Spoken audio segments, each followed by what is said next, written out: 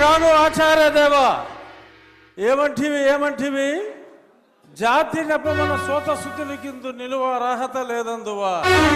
ఎంత మాట ఇది క్షాత్ర పరీక్షయే గాని క్షత్రియ పరీక్ష కాదే. కాకూడదు, ఇది కుల పరీక్షయే అందువా. నీ తండ్రి భరద్వాజుని సంభవం ఎట్టిది, అతి దుముక్షాకరమైన నీ సంభవం ఎట్టిది. కుండలో పుట్టిదివి కదయ్యా, నీదే కులము. అంతేగాక ఈ కుల గురువైన వశిష్ఠుడు దేవకీ వేషయకు ఉర్వశీ పుత్రుడు కాడా, ఆయనదే కులము.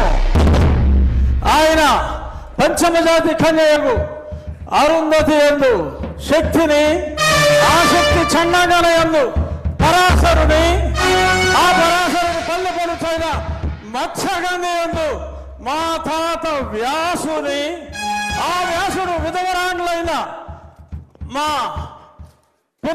పితామహి అంబికతో నా తండ్రిని, పితామహి అంబాలికతో నా పినతండ్రి పాండురాజును, మా ఇంటి దాసితో ధర్మ నిర్మాణ సరుడని మీ అందరితో కీర్తించబడుతున్న ఈ విదురదేవుని కనలేదా?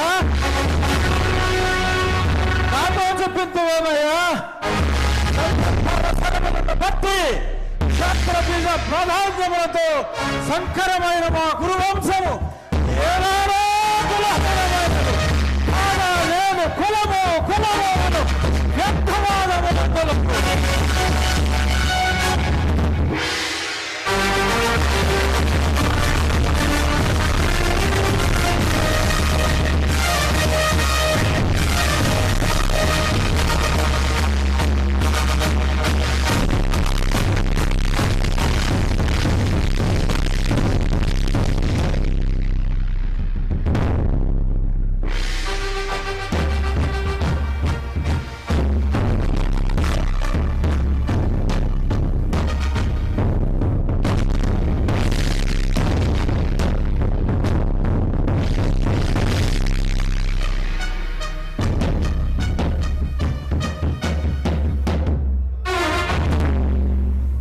తెలుగుదనాన్ని అద్భుతమైనటువంటి డైలాగుల్లో దుర్యోధనుడి పాత్రలో ఏకపాత్రాభినయం చేసినటువంటి మన శాసనసభ ఉపసభాపతి RRR శ్రీ కె రఘురామకృష్ణరాజు గారికి ఒక్కసారి గట్టిగా కర్తవ్య ధ్వనిలో అందిద్దాం.